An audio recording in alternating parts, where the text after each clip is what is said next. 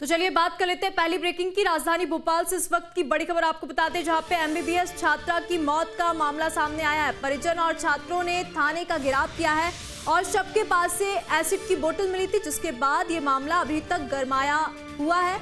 आपको बता दें 10 फरवरी को यहाँ पे एमबीबीएस की छात्रा जान दे देती है। हॉस्टल के बाथरूम में इस छात्रा का शव मिलता है। 4 महीने पहले एडमिशन लिया था गांधी मेडिकल कॉलेज में। एमबीबीएस फर्स्ट ईयर की छात्रा ये बताई जा रही है और पीजी में शव मिला था। हालांकि मौत के बाद छात्र के पिता ने कई सवाल उठाए हैं। परिजनों ने यहाँ पे निष्पक्ष जांच की मांग भी की है। राजधानी भोपाल में एमबीबीएस छात्रा का शव मिलने से हड़कंप मच गया था। हालांकि पुलिस इस पूरे मामले की जांच पड़ताल कर रही है। तो वहीं आपको बता दें छात्रा के परिजनों ने गंभीर सवाल उठाए हैं। आपको बता दें ये छात्रा पीजी में रहा करती थी। एमबीबीएस फर्स्ट ईयर की स्टूडेंट बताई जा रही है। हालांकि परिजनों ने यहाँ पे निष्पक्ष जांच की मांग की है, लेकिन इस केस में तमाम बड़े खुलासे हो सकते हैं, क्योंकि ये आत्महत्या का मामला है या फिर हत्या का मामला, ये जांच का विषय है। क्योंकि छात्रा के शव के पास से एसिड की बोतल को बरामद किया गया था। पुलिस हर एंगल से जांच कर रही है। पुलिस कॉलेज प्रशासन से बातचीत कर रही है, स्थानीय लोगों से बातचीत कर रही है और छात्रा के जो दोस्त थे उनसे भी बातचीत करने की कोशिश कर रही है। लेकिन अभी तक पुलिस के हाथ खाली है। कुछ सुराग अभी तक पुलिस को नहीं मिल पाया है। यहाँ पे छात्रों के परिजनों ने गंभीर आरोप भी लगाए, साथ ही साथ निष्पक्ष जांच की मांग की। अब देखने वाली बात यह होगी कि इस पूरे केस में क्या कुछ कार्रवाई होती है, साथ ही साथ इस पूरे केस में क्या कुछ बड़े खुलासे होते हैं। राजधानी भोपाल से बड़ी खबर आपको बता दें, एमबीबीएस छात्रा की मौत हो जाती है पीजी में। पीजी के वॉशरूम में यहाँ पे छात्रा का शव मिलता है। एमबीबीएस फर्स्ट ईयर की स्टूडेंट ये छात्रा बताई जा रही है। हालांकि इससे सुसाइड क्यों किया या इस तरह का कदम क्यों उठाया, ये जांच का विषय है।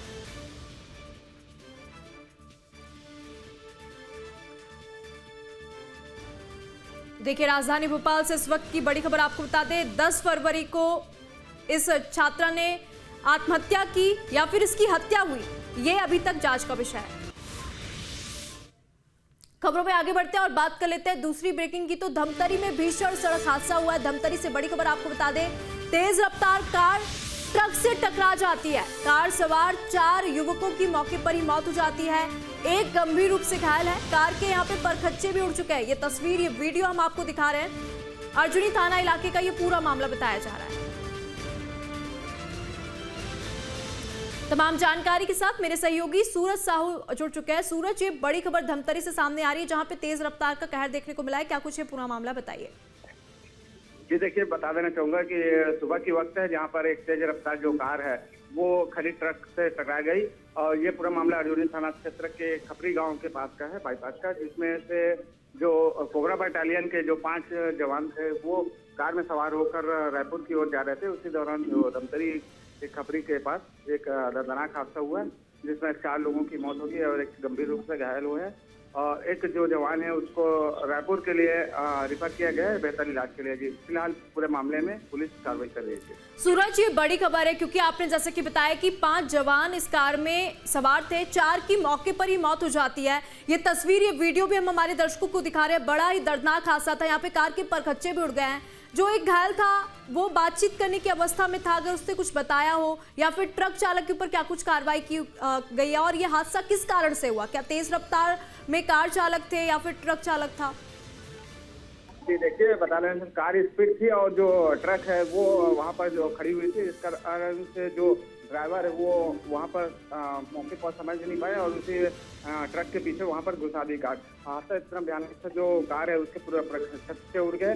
हालांकि वहाँ पर जो जवान है जिसकी मौत हो गई, तो वो कार में फंसे हुए थे, जिसको गैस कटर से वहाँ पर बाहर निकाला गया। और ये पूरा मामला अर्जुनी थाना का है। वहाँ पर पुलिस मौके पर पहुंचकर जांच पड़ताल में जुट गई है। हालांकि जो ट्रक है, जो चालक है, उनको हिरासत में ले लिया गया है और उस पर कानूनी कार्रवाई की। ठीक है सूरज, आप नजर बनाए रखिए। धन्यवाद हमारे साथ जुड़ने के लिए, तमाम जानकारी साझा करने के लिए। तो खबरों में आगे बढ़ते हैं और खंडवा से इस वक्त की बड़ी खबर आपको बता दें, अलग अलग दुर्घटना में 6 लोगों की मौत हुई है। खंडवा से ये बड़ी खबर, मरने वालों में 3 महिलाएं भी शामिल है। पहली घटना आपको बता दें, पिपलौद में कुएं में गिरने से 75 साल के बुजुर्ग की मौत हो गई। तो वहीं दूसरी घटना की बात कर ले तो कुटला गांव में नहर में होटल व्यवसायी के बेटे का शव मिला है। तो बात कर ले तीसरी घटना की, तो खालवा में खेत में फंदे पर लटका हुआ महिला का शव मिला है।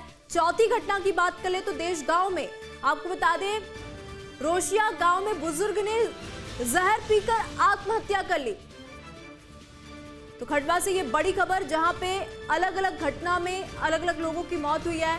पहली घटना में कुएं में गिरने से 75 साल के बुजुर्ग की मौत हो जाती, तो वही दूसरी घटना में आपको बता दें नहर में होटल व्यवसायी के बेटे का शव मिला है। अलग अलग दुर्घटना में 6 लोगों की मौत हो चुकी है। बड़ी खबर खंडवा से आपको बता दें।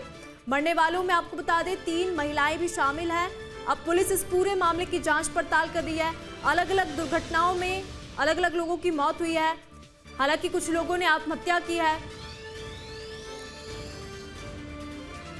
तो पुलिस इस पूरे मामले की जांच पड़ताल कर रही है। अलग अलग दुर्घटना में 6 लोगों की मौत। बड़ी खबर है खंडवा से, एक दुखद खबर सामने आ रही है। मरने वालों में 3 महिलाएं भी शामिल हैं। तो पहली घटना में कुएं में गिरने से 75 साल के बुजुर्ग की मौत हो जाती है। तो वही दूसरी घटना में आपको बता दें होटल व्यवसायी के बेटे का नहर में शव मिला है।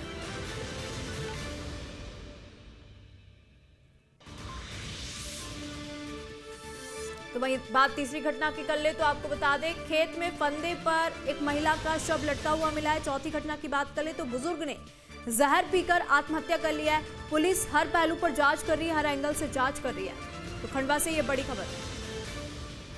तमाम जानकारी के साथ मेरे सहयोगी अखिलेश ठाकुर जुड़ चुके हैं। अखिलेश, खंडवा से ये बड़ी खबर सामने आ रही है, जहां पे 6 अलग अलग दुर्घटनाएं होती हैं और अलग अलग जगह अलग अलग तरीके से मौत का ये जो मामला है सामने आया है। क्या कुछ ये पूरा मामला बताइए।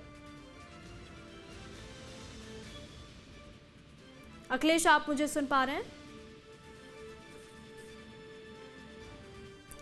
अखिलेश से जुड़ने की फिर से कोशिश करेंगे और उनसे तमाम जानकारी लेंगे। तो देखिए मरने वालों में 3 महिलाएं भी शामिल हैं। तो पहली घटना में आपको बता दें एक बुजुर्ग कुएं में गिर जाता है। तो वही अलग अलग घटनाएं हुई हैं। खंडवा से ये बड़ी और दुखद खबर है। हालांकि एक साथ अलग अलग दुर्घटनाएं होना ये वाकई सोचने वाला विषय है और जांच का विषय भी है कि आखिरकार क्यों इस तरह की घटना हुई। खबरों में आगे बढ़ेंगे और राजधानी भोपाल से ये बड़ी खबर सामने आ रही है, जहां पे डिवाइडर से अचानक से कार टकरा जाती है और उस कार में भीषण आग लग जाती है। राजधानी भोपाल से ये बड़ी खबर। तो वही कार टकराकर दूसरी तरफ जो है पलट जाती है और इस हादसे में 4 युवक गंभीर रूप से घायल हो चुके हैं। शादी समारोह से लौट रहे थे, तभी यह बड़ा हादसा हो जाता है। राहगीरों की मदद से युवक को बाहर निकाला गया है।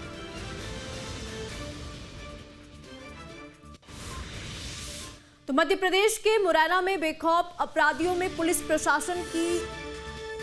प्रशासन को खुलेआम चुनौती देते हुए ये नजर आ रहे हैं। आपको बता दें रंगदारी को लेकर होटल मालिक के घर के बाहर ताबड़तोड़ फायरिंग की गई। इस घटना के बाद तो इलाके में हड़कंप मच गया, लोग दहशत में आ गए। 24 राउंड से ज्यादा यहाँ पे फायरिंग की जाती है। तो वही पुलिस की टीम मौके पर पहुंचती है। वही पीड़ित परिवार की शिकायत पर पुलिस ने 2 लोगों के खिलाफ मामला दर्ज भी कर लिया। हालांकि अभी तक किसी की गिरफ्तारी नहीं हुई है। आरोपियों की तलाश यहाँ पे पुलिस कर रही है।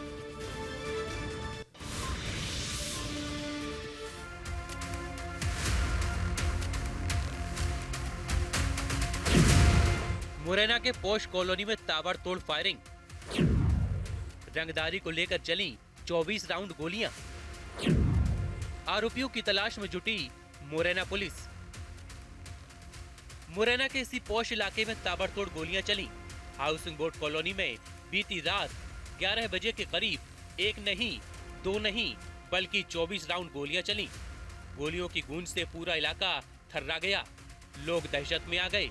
समझ में नहीं आया कि हुआ क्या है, लेकिन थोड़ी देर में ही पता चल गया कि मसला है क्या, क्यों गोलियां चली। दरअसल शहर के प्रसिद्ध रेस्टोरेंट प्यारा होटल के संचालक अपराधियों के निशाने पर थे।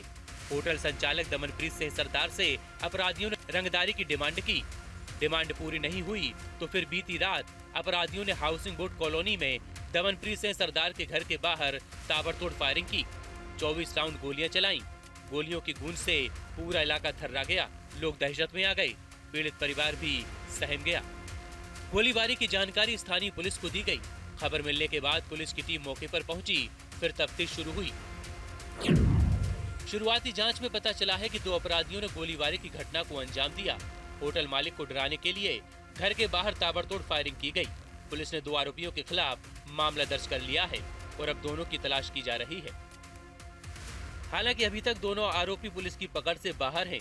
लेकिन गोलीबारी की इस घटना ने शहर की पॉश कॉलोनी के लोगों को डरा दिया है। लोग खौफ में हैं, दहशत में हैं और रहना लाजमी भी है, क्योंकि सवाल सुरक्षा और जिंदगी का है। मुरैना से उपेंद्र गौतम के साथ टीम न्यूज़ स्टेट। खबरों में आगे बढ़ते हैं। रीवा से बड़ी खबर आपको बता दें, भीड़ ने आरटीओ दलालों को पकड़ा। इस वक्त की बड़ी खबर रीवा से सामने आ रही है। पुलिस के हत्थे एक दलाल चढ़ा भी है। चेकिंग के नाम पर अवैध वसूली का आरोप इन दलालों के ऊपर लगा है। तो वही हाईवे पर 2 घंटे हाई वोल्टेज ड्रामा जो है वो भी देखने को मिला। आरोप यह है कि चेकिंग के नाम पर चालकों से रुपए मांगे जाते थे। लंबे समय से यह अवैध वसूली का धंधा चल रहा था, जिसके बाद पुलिस ने यह बड़ा एक्शन लिया है। तो वहीं एक को गिरफ्तार भी कर लिया है। तमाम जानकारी के साथ मेरे सहयोगी राज पांडे जुड़ चुके हैं। राज, ये बड़ी खबर रीवा से सामने आ रही है, जहां पे अवैध वसूली का मामला सामने आया है। आरटीओ के दलाल जो है यहां पे लोगों से अवैध वसूली करते थे। क्या कुछ ये पूरा मामला बताइए। देखिए, ये जो पूरी घटना है सोहागी थाना अंतर्गत है। सोहागी में ही आरटीओ का एक चेक पॉइंट लगता था और काफी पुराना चेक पॉइंट था, लेकिन जब से सरकार ने चेक पॉइंट खत्म कर दिया उसके बावजूद भी ये चेक पॉइंट वहाँ पे लगता है। और जो वहाँ से यात्री गुजरते हैं, बड़े वाहन गुजरते हैं, तो वहाँ आरटीओ का जो अवैध वसूली है वो लगातार जारी है। दूर दराज से जो गाड़ियां आती हैं उनसे 1000-2000 रुपए उनसे लिए जाते हैं और जो लोकल गाड़ियां रहती हैं उनसे भी इसी तरह की ली जाती है। तो कुल मिलाकर के जो आए दिन भर का लाखों रुपए से ऊपर की जो वहाँ पे है अवैध वसूली होती है। और उसके बाद जो वहाँ के चाहे ट्रक ड्राइवर हो कि स्थानीय लोग जब इसका विरोध करते हैं तो वही आरटीओ के जो दलाल होते हैं वो वहाँ से भाग जाते हैं। आरटीओ से जब पूछताछ की जाती है तो आरटीओ का कहना होता है कि वो हमारे लोग नहीं थे, वो अवैध वसूलियां होती हैं और हमारे द्वारा ऐसा नहीं किया जाता। लेकिन कल देर रात अचानक जब आरटीओ के जो दलाल हैं वहाँ पे इकट्ठा होते हैं और फिर से जो ट्रक और बस चालकों से अवैध वसूली की जाती है, तभी कुछ जो ट्रक चालक थे वो विरोध में उतर आते हैं और लंबा जाम लगा देते हैं। वहाँ पे जो अरुण गौतम है, कमांडो कांग्रेस के नेता है, वो भी पहुंच जाते हैं और उसमें से एक जो वसूली कर रहे व्यक्ति को पकड़ते भी हैं और पुलिस के हवाले कर देते हैं। और उसके बाद अधिकारियों की समझाइश के बाद। ठीक है राज, धन्यवाद हमारे साथ जुड़ने के लिए, तमाम जानकारी साझा करने के लिए। तो इंदौर क्राइम ब्रांच की बड़ी कार्रवाई देखने को मिली है। आपको बता दें, जहां पर लेडी माफिया सीमा नाथ गैंग के एक और पैडलर को गिरफ्तार कर लिया गया है। इंदौर से ये बड़ी खबर आपको बता दें और क्राइम ब्रांच की बड़ी कार्रवाई देखने को मिली है, जिसे इंदौर लाया गया है, जिससे पूछताछ भी की जा रही है और उससे पूछताछ करके पूरे नेटवर्क को ध्वस्त कर दिया गया है। क्राइम ब्रांच की ये बड़ी सफलता कह सकते हैं। क्या है पूरा मामला, आइए समझते हैं इस रिपोर्ट के जरिए। 35 अपराध हैं और एनडीपीएस के भी मामले हैं और मारपीट के भी मामले।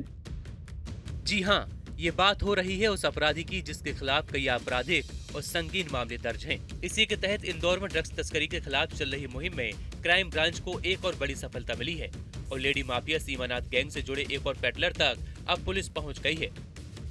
इस कार्रवाई में आरोपी शुभम यादव उर्फ शुभम नेपाली को सागर जेल से प्रोडक्शन वारंट पर इंदौर लाया गया है। पुलिस अब गैंग के पूरे नेटवर्क को ध्वस्त करने में जुटी है और उसके लिए सघन अभियान भी चलाया जा रहा है। आपकी जानकारी में होगा कि करीब 5-6 महीने पूर्व एक सीमानाथ नाम की एक बड़े तस्कर को, अवैध मादक पदार्थ के तस्कर को गिरफ्तार किया गया था, जिसके कब्जे से 48 लाख रुपए जब्त हुए थे और साथ में आधा किलो से भी अधिक ब्राउन शुगर उस समय जब्त किया गया था।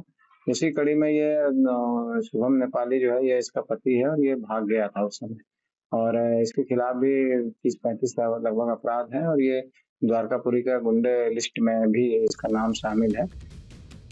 दरअसल इंदौर क्राइम ब्रांच की टीम ने ड्रग्स तस्करी के खिलाफ बड़ी कार्रवाई करते हुए लेडी माफिया सीमानाथ गैंग से जुड़े एक और आरोपी को गिरफ्तार किया है। आरोपी शुभम यादव उर्फ शुभम नेपाली को सागर जेल से प्रोडक्शन वारंट पर इंदौर लाया गया है, जिसमें पिछले साल पुलिस ने सीमानाथ को गिरफ्तार किया था, जिसके कब्जे से करीब 516 ग्राम ब्राउन शुगर बरामद हुई थी।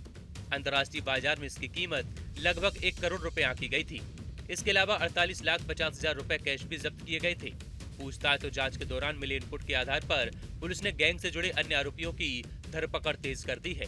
शुभम नेपाली पर 30 से ज्यादा आपराधिक मामले दर्ज हैं और वो पुलिस रिकॉर्ड में लिस्टेड बदमाश है।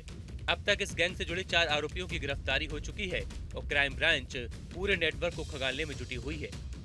और इसके बाद में कुछ दिन बाद फिर एनडीपीएस एक्ट के मामले में इसे गिरफ्तार करके इसको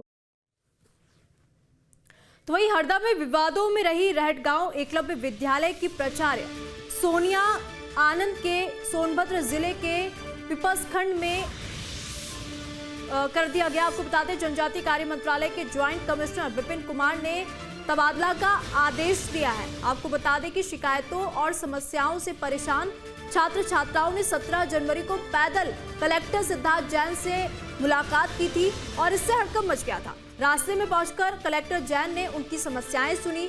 इसके बाद कलेक्टर खुद एकलव्य विद्यालय पहुंचे और जिला प्रशासन की जांच रिपोर्ट के बाद जनजातीय विभाग के वरिष्ठ अधिकारियों ने विद्यालय का निरीक्षण किया, जिसके बाद ये बड़ी कार्रवाई की गई है और प्राचार्य को यहां से हटा दिया गया है, दूसरी जगह शिफ्ट कर दिया गया है, यानी कि प्राचार्य का तबादला कर दिया गया है।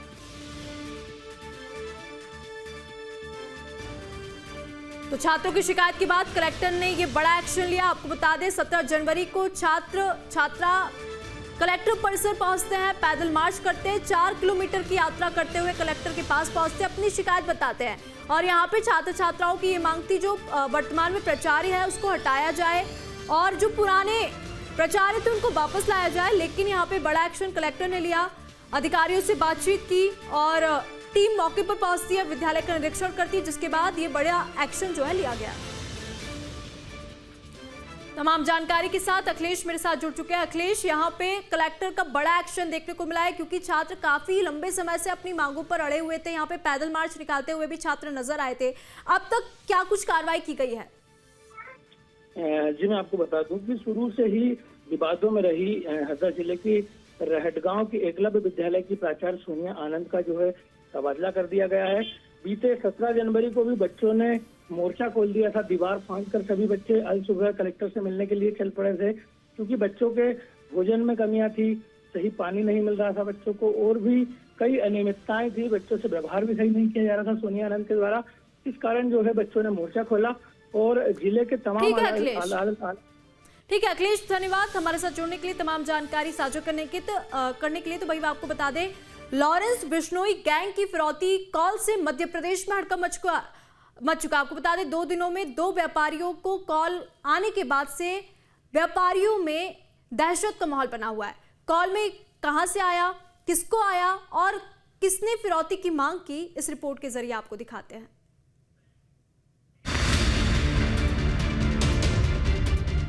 लॉरेंस बिश्नोई गैंग के गुर्गे के रूप में उसने अपने आप को बताया और धमकाया और पैसे की मांग की है। जी हाँ, सही सुना आपने। अब मध्य प्रदेश में भी लॉरेंस बिश्नोई गैंग की एंट्री हो चुकी है और ये पहली बार नहीं है। मध्य प्रदेश में ही 2 दिन में ये दूसरा मामला है जब लॉरेंस बिश्नोई का गुर्गा बताकर अड़ीबाजी की मांग की गई। अशोकनगर जिले के बाद अब मध्य प्रदेश की आर्थिक राजधानी इंदौर के महू के एक नामी व्यापारी को रंगदारी के लिए धमकी देने का नया मामला सामने आया है। खुद को लॉरेंस बिश्नोई गैंग का गुर्गा बताते हुए व्यापारी को फोन पर 5 करोड़ रुपए की फिरौती देने की धमकी दी गई। ये धमकी व्यापारी और इंदौर के एक बड़े अस्पताल के मालिक के बेटे को दी गई है। व्यापारी के बेटे को कॉल करने वाले बिश्नोई गैंग के गुर्गे से मिली धमकी की शिकायत के बाद पुलिस मामले की पड़ताल में जुट गई है। व्यापारी ने किशनगंज थाने में शिकायत दर्ज कराई है, जहां व्यापारी का अस्पताल संचालित होता है। हालांकि धमकी आने के बाद इलाके में हड़कंप है और व्यापारी परिवार अपनी सुरक्षा को लेकर चिंतित है, जिसके बाद एहतियातन पुलिस ने व्यापारी के घर की सुरक्षा बढ़ा दी है। कल दिनांक 12 फरवरी की शाम को एक हमको शिकायत प्राप्त हुई है जिसमें कि लॉरेंस बिश्नोई गैंग के गुर्गे के रूप में उसने अपने आप को बताया और धमकाया और पैसे की मांग की है और पैसे ना मिलने के एवज में उसके दुष्परिणाम भुगतने के लिए उसने धमकी दी है। गौरतलब है कि अभी एक दिन पहले ही अशोकनगर जिले के नामी व्यापारी को एक इंटरनेशनल वॉइस कॉल के जरिए खुद को लॉरेंस बिश्नोई गैंग का गुर्गा बताकर फोन किया गया। धमकी देने वाले शख्स ने खुद को इंटरनेशनल गैंग का मेंबर हरी बॉक्सर बताया। पीड़ित व्यापारी ने तुरंत मामले की सूचना स्थानीय पुलिस को दी। सूचना के बाद पुलिस मामले की पड़ताल में जुट गई है। आवेदन प्राप्त हुआ है हमको और उस संबंध में हम जो आवश्यक कार्रवाई है वो कर रहे हैं और जानकारी एकत्रित कर रहे हैं। कितने रुपए की मांग की गई? इसमें लगभग 5 करोड़ रुपए की मांग की गई है। इंटरनेट कॉलिंग है ये और ये महू का प्रतिष्ठित परिवार है और उसको कॉल करें। जैसा कि हमने आपको बताया है कि ये दूसरा मामला है। जब 2 दिन में मध्य प्रदेश के 2 नामी व्यापारियों के फोन पर लॉरेंस बिश्नोई गैंग के गुर्गों ने फिरौती के लिए फोन किया। लॉरेंस बिश्नोई गैंग की धमकी से मध्य प्रदेश में हड़कंप मच गया है। व्यापारी धमकी भरे फोन से डरे हुए हैं। अशोकनगर के व्यापारी को फोन करने वाले ने AI जनरेटेड वॉइस कॉल के जरिए कॉल किया, जबकि इंदौर के व्यापारी को सीधे फोन पर धमकी दी गई है।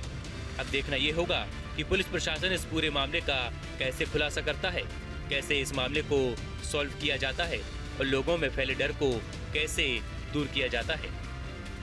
इंदौर से सचिन बहरानी के साथ टीम न्यूज़ स्टेट।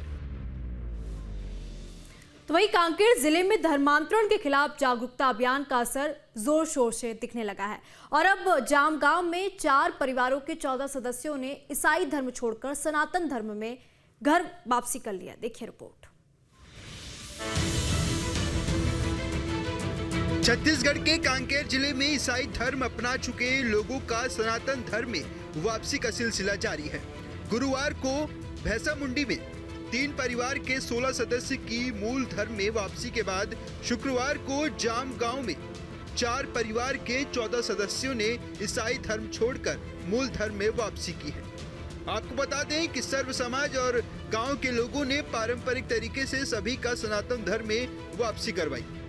बताया जा रहा है कि पमार परिवार के एक महिला की मौत के बाद परिवार ने अपने मूल धर्म में वापसी की इच्छा जताई थी। महिला का अंतिम संस्कार पारंपरिक रीति रिवाजों से किया जा सके, इसके लिए घर वापसी का फैसला लिया गया। जामगांव में पम्मार परिवार कमलेश पम्मार के ओर से एक आवेदन आया कि 5 साल पहले ईसाई धर्म को अपना चुके थे, लेकिन आज अपने मूल धर्म में वापस आने के लिए आवेदन दिया गया। कांकेर जिले में बीते 2 महीने में धर्मांतरण के खिलाफ बने माहौल और सर्व समाज के द्वारा गांव-गांव में जागरूकता अभियान के चलते अब तक सैकड़ों की संख्या में ईसाई धर्म अपना चुके लोग अपने मूल धर्म में वापस आ चुके हैं, जिसमें अधिकांश लोगों का यही कहना है कि घर में बीमारी के बाद इलाज का बहाना बनाकर उन्हें ईसाई धर्म में शामिल किया गया था। अब बाद में उनकी आंखें खुलने के बाद वो अपने मूल धर्म सनातन धर्म में लौट रहे हैं। इसी बीच में पूरे सर्व समाज और सामाजिक बंधु पूरे ग्राम के गायता पटेल इनके बीच में एक आवेदन दिया गया। उसके उपरांत उनको समाज में अपने मूल धर्म में वापस लिया गया। गौरतलब है कि लोगों ने ये स्वीकार कर लिया है कि अपने मूल धर्म में रहकर ही वो अपना जीवन बेहतर तरीके से जी सकते हैं। इसी बीच राजधानी भोपाल से बड़ी खबर सामने आ रही है, जहां पे IAS ट्रांसफर्स को लेकर पूर्व मंत्री PC शर्मा ने बयान दिया है। दिन दहाड़े आखिरकार क्यों नहीं होते ट्रांसफर, ये PC शर्मा का बयान है। ऐसी क्या जरूरत पड़ी कि रात के 3 बजे आदेश आए। देर रात किए गए थे IAS समेत कई अधिकारियों के तबादले, जिसके बाद PC शर्मा ने ये बड़ा बयान दिया है।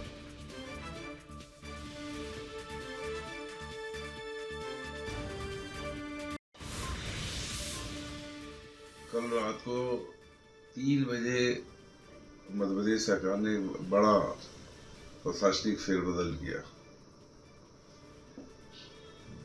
पर ये समझ से परे है कि देर रात हमेशा प्रशासनिक फेरबदल क्यों होता है। ये दिन दहाड़े होना चाहिए ना। ये देर रात ये करना बहुत सी शंकाएं पैदा करता है, बहुत से क्वेश्चन मार्क करता है। निश्चित तौर पर जिन अधिकारियों को पदस्थ किया गया है, जिस तरह से पदस्थ किया गया है, वो एक मंशा सरकार की निश्चित तौर पर बता रही कि उनकी मंशा आखिर क्या है। क्योंकि एक तरफ जो आबकारी विभाग है वो एक बड़ा इम्पोर्टेंट है, नई पॉलिसी आ रही, हेल्थ, जनसंपर्क, क्योंकि जिसमें पिछले कई महीनों में ये देखा कि सरकार हमेशा एक कटघरे में खड़ी रही, तो इन सब मामलों के लिए अगर फेरबदल करना भी था तो निश्चित तौर पर दिन दहाड़े करना था। मध्य प्रदेश की हीरो की नगरी पन्ना में जल्द हीरा नीलामी का आयोजन होने जा रहा है। इस नीलामी में कुल 304 कैरेट के 152 नग छोटे बड़े हीरे रखे जाएंगे, जिनकी अनुमानित कीमत 2 करोड़ 36 लाख रुपए बताई जा रही है। लंबे समय के बाद नीलामी होने के बाद से हीरा धारकों और व्यापारियों में उत्साह देखने को मिल रहा है। हीरा कार्यालय देश भर में प्रचार प्रसार करने में जुटा हुआ है, जिसमें अलग अलग राज्यों के हीरा व्यापारी इस हीरा नीलामी में भाग ले सकेंगे। तो पन्ना से ये बड़ी खबर, जहां पे हीरा नीलामी को लेकर व्यापारियों में अच्छा खासा उत्साह जो है वो देखने को मिल रहा है।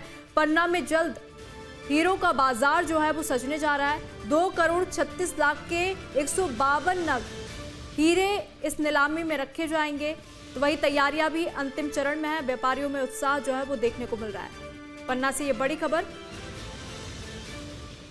तो मध्य प्रदेश का पन्ना, जिसे हीरो की खान कहा जाता है, एक बार फिर से यहाँ पे हीरो का बाजार जो है सजने जा रहा है। इसको लेकर तैयारियां भी पूरी हो चुकी है। तो वहीं व्यापारियों में भी खासा उत्साह जो है देखने को मिल रहा है।